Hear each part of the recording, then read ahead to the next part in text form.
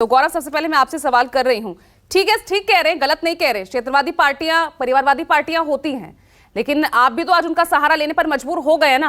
और कुछ अगर मैं बीजेपी की बात करूं, एनडीए में उनकी खुद घटक दल हैं। आप बात कर ले अपना दल एस की, आप बात कर ले निषाद पार्टी की, हाल ही में शामिल हुए राजभर की आप बात कर ले, सब खत्म कर देंगे, परिवारवाद खत्म हो जाएगा। शुरुआत पार्टी से ही हो रही है क्या गौरव? देखिए बिल्कुल जहां तक परिवारवाद की बात है, 2014 के बाद से लेकर लगातार बीजेपी, खासकर प्रधानमंत्री मोदी हमलावर रहे हैं। आपको याद होगा, बार बार वो शहजादे और भ्रष्टाचार दो मुद्दे पे विपक्ष को घेरने की कोशिश करते हैं। लेकिन भारतीय राजनीति की ये सच्चाई है कि अभी जितने भी ये क्षेत्रीय दल हैं, उसमें से ज्यादातर चाहे तो इंडिया अलायंस के साथ है या तो फिर बीजेपी के साथ है।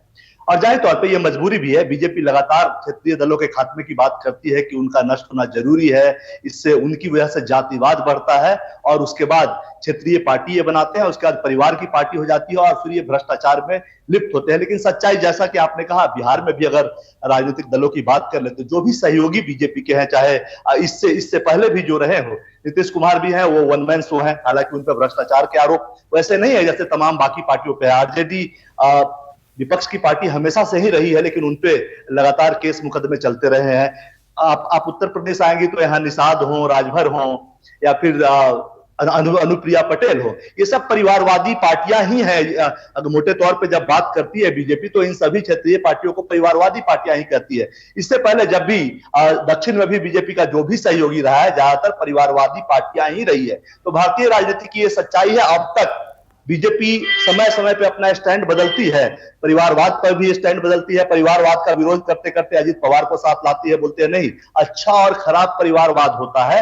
और इसलिए अजित पवार अब एनसीपी अपने चाचा से अलग हुए हैं तो वो अच्छे हैं, उन्होंने मेहनत की है तब नेता बने हैं। इसी तरह तमाम उदाहरण बीजेपी देती है। परिवारवाद को भी वो मौके के हिसाब से, अपने हिसाब से उसका डिफिनेशन तैयार करती है। उसी तरह क्षेत्रीय पार्टियों में भी उनका अपना डिफिनेशन है, उनके साथ जो है वो बेहतर है। कम से कम जेपी नड्डा के बयानों से यही लगता है, चूंकि प्रधानमंत्री भी लगातार भ्रष्टाचार और परिवारवाद के मुद्दे पर चुनाव लड़ने की बात कहते हैं, लेकिन बीजेपी में भी एक श्रृंखला है।